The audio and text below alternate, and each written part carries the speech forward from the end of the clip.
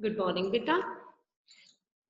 आज का जो लेसन है हमारा वो है बेबी हालदार आलो अंधारी।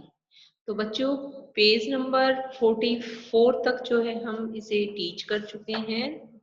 तो अब आज जो है हम पढ़ेंगे पेज नंबर 45। तो आप अपनी पाठ्य पुस्तक वितान निकालेंगे और पेज नंबर 45 ओपन करेंगे। तो बच्चों पिछले जो पेज में पृष्ठ में हमने क्या पढ़ा था कि जो बेबी है वो सोच में पड़ जाती है कि किस प्रकार जो है ऐसा व्यवहार तातुस से जो उसे मिला वो उसे कहीं भी नहीं मिला था। तो उसके बाद क्या होता है कि जो तातुस के संबंधी हैं जेठू, उनको जो है पत्र लिखना होता है बेबी को। तो बेबी कहती है कि मैं कैसे पत्र लिखूं। तो तातुस कहते हैं जैसा तुमसे बन पड़ता है वैसे लिखो। और उसके बाद जो है जेठू का उत्तर आता है बेबी की चिट्ठी के बाद। तो उसके बारे में ही हम पढ़ेंगे। चिट्ठी लिखने का सिर पैर मैं नहीं जानती थी, फिर भी जैसे बन पड़ा उस चिट्ठी के जवाब में जेठू ने लिखा, प्रिय बेबी, तुम्हारी चिट्ठी कई दिनों पहले मिली थी। क्या लिखूं सोचते सोचते इतनी देर हो गई। 4-5 दिन हुए मैं यहाँ के किताबों के बाजार में गया था। वहां बांग्ला किताबें देखकर इच्छा हुई थी कि सारा बाजार उठाकर तुम्हारे पास भेज दूं। तो जेठू कौन है बच्चे? जेठू जो है तातुस के बड़े भाई हैं जो कलकत्ता में रहते हैं। तो वही जो है बेबी की चिट्ठी का उत्तर देते हैं और कहते हैं कि बेबी तुम्हारी चिट्ठी आए कई दिन हो गए हैं, लेकिन मैं उसका जवाब नहीं दे पाया। इसलिए मैं जो है 4-5 दिन के बाद जो है मैं बाजार गया और वहां मैंने जब बांग्ला भाषा की किताबें देखी तो मेरा मन किया कि मैं सारी बेबी के लिए परचेज कर लूं, खरीद लूं। तुम्हारी रचना का दूसरा खंड पूरा हो गया जानकर बहुत खुशी हुई। तुमने यह बिल्कुल ठीक लिखा है कि तुम्हारी रचना को लेकर तुम्हारे तातुस और मैं बहुत चिंतित हैं। चिंता का कारण यह है कि तुम्हारी किताब कैसे छपे। आशापूर्णा देवी का पाखिर खाचर खाचार पाखी कैसा लग रहा है। तो आशापूर्णा देवी कौन थी बेटा? ये एक लेखिका थी जिन्होंने जो है अपना घर का काम पूरा करने के लिए, एक हाउस वाइफ थी ये, और फिर अपना घर का काम पूरा करके जब ये सब सो जाते थे तो तब जो है ये लेखन कार्य करती थी। तो इसलिए जो है इसका उदाहरण दिया गया है आशापूर्णा देवी का। किसको? बेबी को। किसने दिया है? जेठू ने। कि जिस प्रकार जो आशापूर्णा देवी थी वह अपना काम अच्छी तरह से करने के बाद लिखती थी, वैसे ही तुम भी आशापूर्णा देवी बन सकती हो। तुम्हें तातुस ने जरूर बताया होगा कि आशापूर्णा देवी घर के सारे कामकाज निपटाकर उस समय चोरी चोरी लिखती थी जब सब लोग सो जाते थे। उन्होंने केवल बांग्ला ही पढ़ी थी और घर से बाहर भी वह बहुत कम निकली थी। मैं और तातुस दोनों ही आशापूर्णा देवी को लिखने पढ़ने की दुनिया की काफी खबर रखते थे। कि मैं और तातुष आशापूर्णा देवी की भी जो है लिखने पढ़ने की काफी खबर रखते थे, जबकि हम में उनकी कानी उंगली बराबर भी लिखने की अक्षमता नहीं है। कि भाई हम जो है आशापूर्णा देवी की काफी खबर रखते थे कि वो कैसा लिखती है, क्यों लिखती है, कैसे लिखती है, लेकिन जो उनके अंदर क्षमता थी लिखने की वो जो है हम उसके सामने कुछ भी नहीं है। जेठू और तातुस भी जो है आशापूर्णा देवी के लेखन के सामने कुछ भी नहीं है। तुम दूसरी आशापूर्णा देवी बन सकती हो, यह बात मेरे मन में बार बार आती है। तो जेठू ने क्या लिखा है बेबी की चिट्ठी के उत्तर में कि तुम भी दूसरी आशापूर्णा देवी बन सकती हो, क्योंकि बेबी का जो लेखन कार्य था उसका पहला खंड भी पूरा हो चुका है बेटा, दूसरा खंड भी पूरा हो चुका है। तो कहती है तीसरा खंड कितना आगे बढ़ा है, मेरा प्यार लो तुम्हारा जेठू। कि जो तुम्हारी लेखन रचना है तो उसका तीसरा खंड कितना आगे बढ़ा है। जेठू इसी तरह मेरा उत्साह बढ़ाते थे। तो बेबी क्या कहती है कि जेठू जो है इसी तरह मेरा उत्साह बढ़ाते थे। अकेले जेठू ही ऐसा करते हों यह बात नहीं थी, और भी कई लोग थे दिल्ली में जेठू और तातुस के एक बंधु रमेश बाबू थे। मैं जो लिखती वह सब तातुस उन्हें फोन पर सुनाते कि दिल्ली में जेठू और तातुस के एक बंधु और थे जिनका नाम था रमेश बाबू। क्या नाम था बेटा? रमेश बाबू। मैं जो लिखती वह सब तातुस उन्हें फोन पर सुनाते कि जेठू और तातुस के अलावा उनका एक और बंधु था जिसका नाम था रमेश बाबू, जो दिल्ली में रहते थे। एक दिन फोन पर बात करने के बाद वह मुझसे बोले, देखो तुमने यह जो लिखा है वह मेरे बंधु को बहुत बहुत अच्छा लगा, एनी फ्रैंक की डायरी की तरह। मैंने पूछा, यह एनी फ्रैंक कौन है? बच्चों, आपने जो है 10th क्लास में एनी फ्रैंक के बारे में पढ़ा होगा, प्लस 2 में भी इसका एक लेसन है, एनी फ्रैंक की डायरी।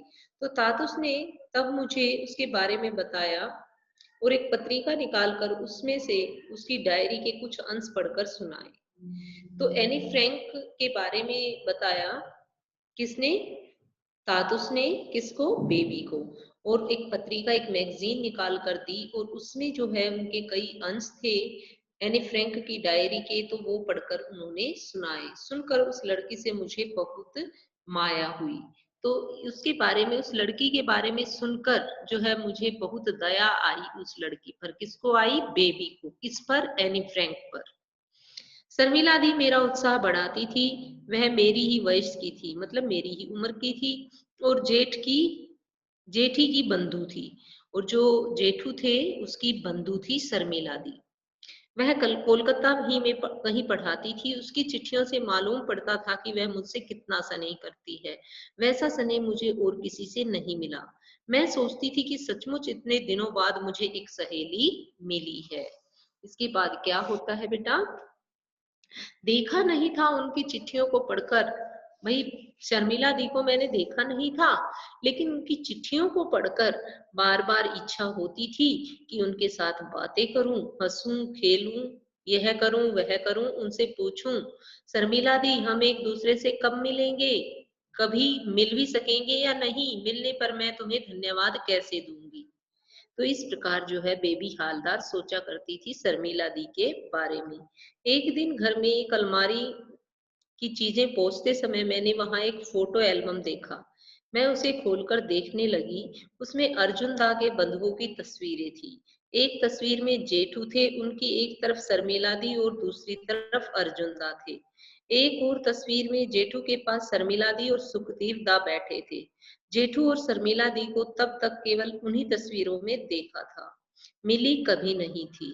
तो जो लेखिका है आलो अंधारी बेबी हालदार, तो बेबी हालदार जो है शर्मिला दी से कभी नहीं मिली थी, तस्वीरों में उन्होंने उसको देखा था। शर्मिला दी जब मुझे चिट्ठी भेजती तो साथ में मेरे जवाब देने के लिए तरह तरह की सुंदर आकृतियों में सादे कागज काटकर भी रख देती। शर्मिला दी लेखिका थी, उनकी एक किताब छप चुकी थी। तो क्या है कि शर्मिला दी जब मुझे चिट्ठी भेजती थी तो तरह तरह की कटिंग करके उसमें के अंदर पेपर भेज देती थी ताकि मैं चिट्ठियों का उत्तर दे सकूं उस कागज पर लिखकर। तो वो क्या थी बेटा? शर्मिला दी भी एक लेखिका थी। उनकी एक जो है किताब छप चुकी थी और पत्रिकाओं में उनकी कहानियां छपती रहती थी। वह मुझे प्यार करती थी और मेरे बच्चों के हालचाल पूछती रहती थी। कभी कभी मैं सोचती कि कहाँ उन जैसी पढ़ी लिखी लड़की और कहाँ मैं। चिट्ठियों में हम जो बातें करते वह शायद मिलने पर न हो। फिर सोचती कि मिलने पर शायद हम दोनों और भी अधिक बातें करते। तो बेबी हालदार सोचती कि शायद जो हम लिख सकते हैं वो जो है कह नहीं सकते। कई बार होता है कि हमें कहने में वो बात शर्म आती है, लेकिन झिझक होती है, लेकिन हम उस बात को लिख बड़ी आसानी से सकते हैं। तो ये बेबी हालदार सोचती है कि शर्मिला दी को जो मैं लिखकर अपनी बातें व्यक्त करती हूँ शायद मैं बोलकर वो व्यक्त नहीं करती, लेकिन अगले ही क्षण वो सोचती है कि शायद मैं मिलने पर उनसे अपनी बातें न कह पाऊं, बल्कि लिखना आसान है। मेरा उत्साह बढ़ाने वालों में जेठू के एक बंगाली बंधु आनंद भी थे। जेठू के घर पर मेरी किताब का पहला खंड पढ़कर उन्होंने मुझे लिखा, वो आपकी रचना मुझे अच्छी लगी। किसने लिखा? आनंद बाबू ने। कौन थे ये? जेठू के एक बंगाली बंधु थे, जेठू के मित्र थे एक बंगाली भाषा के, तो बांग्ला भाषा के जेठू के मित्र थे ये। क्या नाम था उनका? आनंद। तो आनंद ने भी जो है बेबी की प्रशंसा करी, उनके लेखों की प्रशंसा की। तो उन्होंने क्या लिखा आनंद जी ने बेबी के बारे में? आपकी रचना मुझे अच्छी लगी। स्वयं के जीवन की विभिन्न स्मरणीय घटनाओं को सहज भाव से लेखन के माध्यम से सामने रखना बहुतों के निकट शायद संभव नहीं। तो कहता है कौन? आनंद। किसको कहता है? बेबी को। स्वयं के जीवन के विभिन्न स्मरणीय घटनाओं को सहज भाव से लेखन के माध्यम से सबके सामने रखना बहुतों के निकट शायद संभव नहीं। अपनी इस सुंदर कोशिश को कभी बंद न करें। अभ्यास और कोशिश से संभव है कि आप हमें अभी कभी कुछ असाधारण दे सके। तो आनंद जी क्या कहते हैं बेबी को कि अपना अभ्यास कार्य और कोशिश कभी बंद मत करना। शायद तुम्हारी कोशिश जो है हमें कोई असाधारण चीज दे सकती है जिसकी हमने कल्पना भी न की हो। नारी अत्याचार, असुविधा, दुर्दशा और उनके आर्थिक कष्ट के बारे में भी आप सोचें और लिखने की चेष्टा करें कि नारी पर अत्याचार हो रहे हैं, असुविधा हो रही है नारी को, दुर्दशा है नारी की, और उनके आर्थिक कष्ट के बारे में भी आप सोचें और लिखें, लिखने की चेष्टा करें। मेरी शुभकामनाएं आपके साथ हैं। तो ये किसने कहा बेटा? ये कहा आनंद ने। और आनंद कौन थे? जेठू के एक बंगाली बंधु थे, मित्र थे। इस चिट्ठी के साथ आनंद बाबू ने मुझे अपना एक लेख भी भेजा था। उस लेख को पढ़कर मुझे अच्छा लगा था। वह पूरा का पूरा मेरी समझ में आ गया हो ऐसी बात नहीं थी। मेरे कहने पर तातुस ने वह मुझे समझाया था, फिर भी कुछ दिमाग में घुसा और कुछ नहीं घुसा। इतने सारे लोगों के उत्साहित करने, साहस दिलाने के बाद भी मैं सोचती रहती कि कभी कुछ ठीक से लिख भी पाऊंगी या नहीं। तो इतने सारे लोग जो है मेरा उत्साह बढ़ा रहे थे लेखन कार्य के लिए, लेकिन फिर भी मैं सोच रही थी कि इतना कुछ होने के बाद भी पता नहीं मैं लिख पाऊंगी या नहीं लिख पाऊंगी। इतने सारे लोग मेरा उत्साहवर्धन कर रहे हैं, फिर भी मुझे ये डाउट था, ये संदेह था, पता नहीं मैं लिख पाऊंगी या नहीं। इसी बीच एक दिन मेरे बाबा सवेरे सवेरे आ पहुंचे। क्या हुआ, जो लेखिका के पिताजी हैं वे आ जाते हैं एक दिन सवेरे सवेरे। मैं उस समय किचन में थी। खिड़की से मैंने एक व्यक्ति को साइकिल से उतरते देखा। मैं ठीक से पहचान नहीं पाई। उसने घंटी बजाई तो काफी देर बाद मैं बाहर निकली। मुझे देखकर बाबा ने पूछा, कैसी है बेटी? मैं बोली, बाबू आपके शरीर का यह हाल कैसे हो गया? बाबा बोले, कहाँ, कुछ भी तो नहीं हुआ, बच्चे कैसे हैं? मैंने कहा, ठीक है, सब ठीक है, स्कूल गए हैं। मैं तातुस के पास दौड़ी गई और बताया कि मेरे बाबा आए हैं। तातुस बोले, उन्हें घर में बिठाओ, अपने बाबा के लिए कुछ खाना वाना तैयार करो। बाबा को मैं अपने कमरे में ले गई और पूछा, चाय बनाऊं? वह बोले, नहीं, रहने दो, इतनी गर्मी में चाय। मैंने जल्दी से एक गिलास शरबत बनाकर उन्हें दिया। गिलास हाथ में लिए वह बोले, तू भी थोड़ा ले ले बेटा। मैंने कहा, नहीं बाबू, मैंने अभी अभी चाय पी है। माँ कैसी है? वह बोले, ठीक है, तुम्हारी बहुत याद करती रहती है। मैंने सोचा करेगी क्यों नहीं, 2 वर्ष जो हुए जा रही हैं और अभी तक दूरी के कारण मिलना जुलना नहीं हो सका। अभी 2-1 दिन के लिए वहां चली जाऊं तो शायद वही झगड़े फिर से शुरू हो जाएंगे। तो बेबी हालदार कहती है, यदि मैं माँ से मिलने 2-1 दिन के लिए चली भी जाती हूँ तो फिर वही झगड़े शुरू हो जाएंगे। यहाँ आकर मैं अब वह सब दोबारा भोगने के लिए तैयार नहीं हूँ कि पहले ही मेरा जो जीवन है वो इतना कष्ट में रहा है। अब उन पुरानी यादों को मैं दोबारा याद करने के लिए तैयार नहीं हूँ। यहाँ आकर इतना तो समझ में आ ही गया है कि आदमी हो या औरत, सभी अपने पेट की चिंता स्वयं करते हैं। कि मुझे तातुस के घर आकर इतना तो समझ आ गया है, इतनी ठोकरें खाकर बेबी को इतना तो समझ आ गया है कि